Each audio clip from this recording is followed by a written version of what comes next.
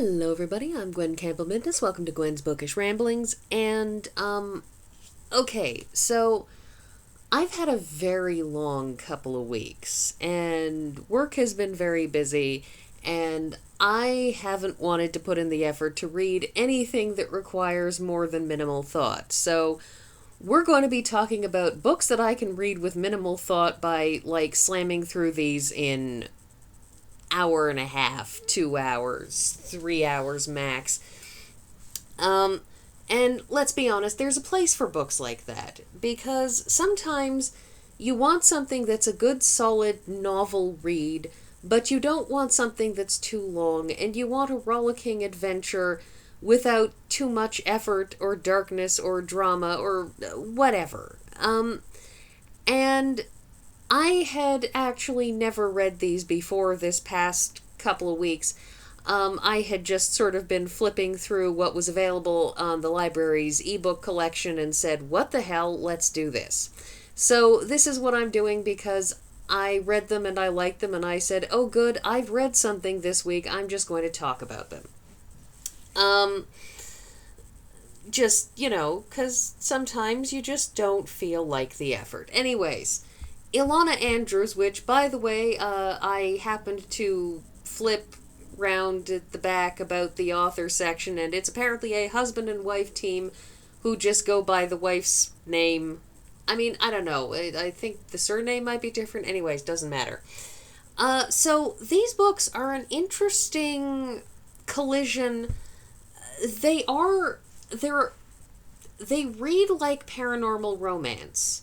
That is, the style of writing is very, very consistent with the paranormal supernatural romance. You know, all of those books with the half-naked man on the cover who's, a were-something, or a vampire, or a who's it, and, it's a dramatic, romantic story about, the vampire or whomever finding their one true love or their mate or whatever, thingy.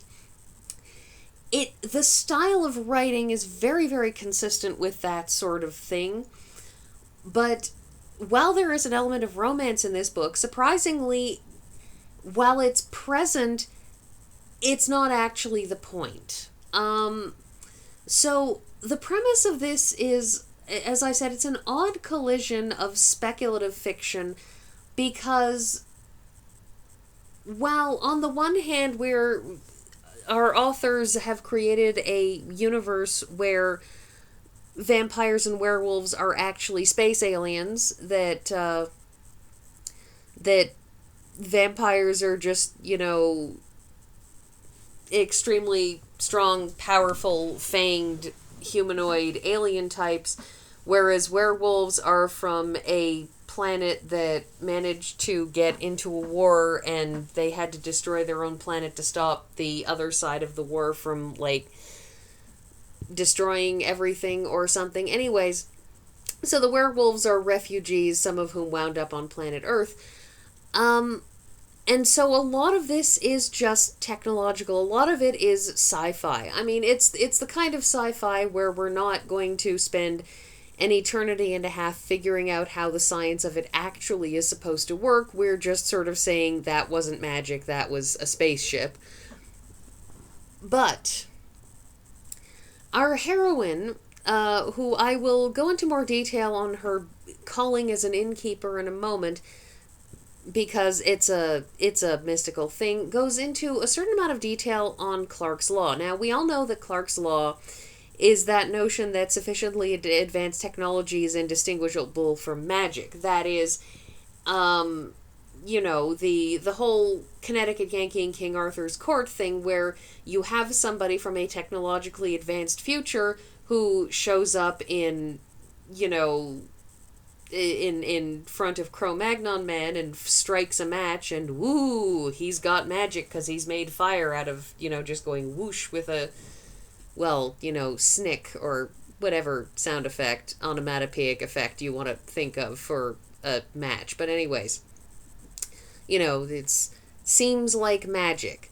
show a Victorian a modern cell phone, a modern smartphone, and they will be in awe and think that you have some kind of magical who's it device.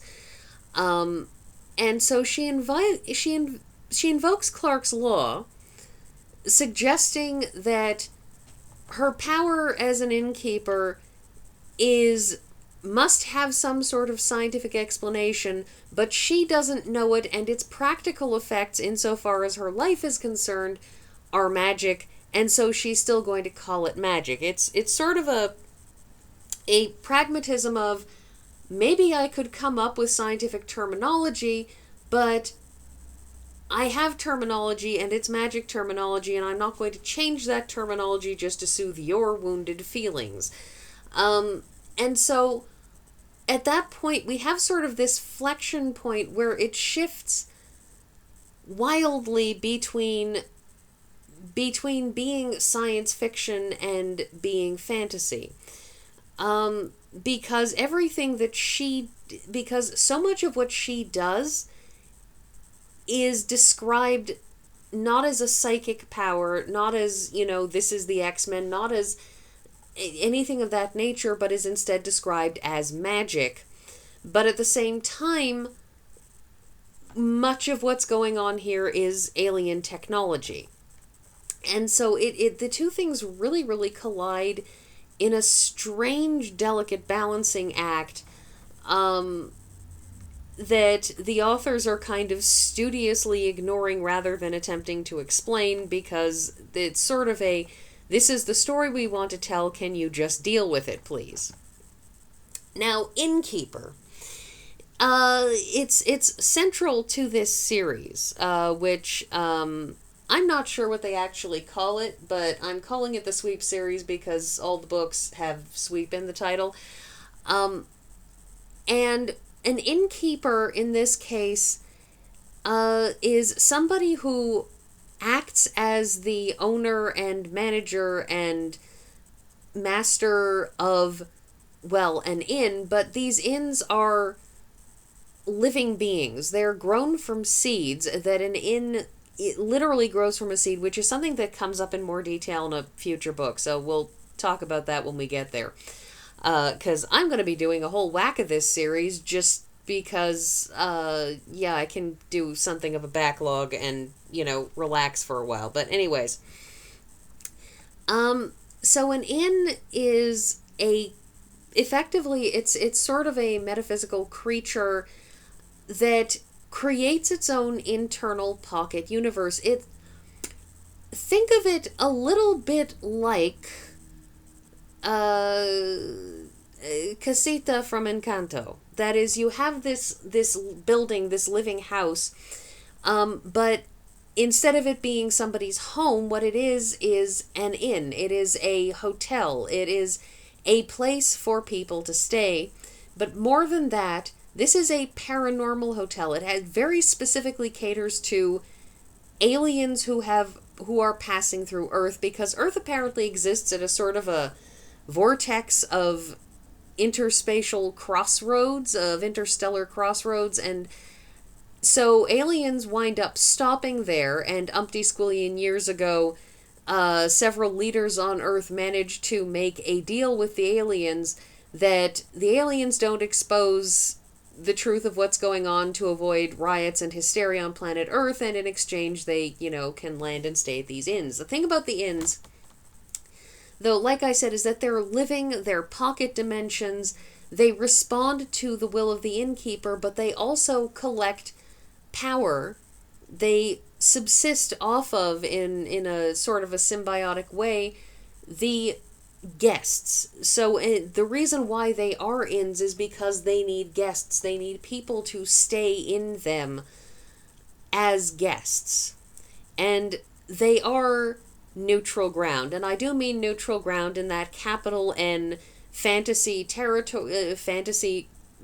concept of a place where you are not allowed to get into a fight. The people on both sides of the war of good and evil, of predator and prey, of whatever, when they're in there, they have to leave each other alone. If they can't coexist peacefully, then they have to steer clear of each other. And the ultimate requirement for an innkeeper is to see to the well-being, physical and mental, of their guests, whoever those guests may be. And those guests can be anyone. An innkeeper cannot really turn anyone away. Like, there are choices that they can make to keep somebody from staying there. An innkeeper can say, no, I will not take you on as a guest because, you are too dangerous. You are somebody who lacks the ability to control yourself, whatever. They can do that. But as a general rule, once you become an innkeeper's guest, that is sacrosanct. And our heroine is an innkeeper. And so she is able to manipulate the interior of the inn. She has various magical powers that allow her to manipulate the very fabric of reality, powers that are at their most powerful when she is on her own territory at the inn, that when she leaves, her powers take a dramatic dip in capability. And this book opens with her running an inn that is sort of just barely squeaking by. She has one permanent guest who is a somewhat psychopathic former warlordy duchess figure, and this woman, who is not human, stays at the inn basically permanently because she has made it into a safe retreat from the many, many, many, many people who would want to kill her. And she has earned it multiple times over. She is kind of a monster, but she is Dina DeMille, that is our heroine's name. She is Dina's guest, as innkeeper, and as such, Dina can do nothing but look after her, her health and well-being and so on and so forth.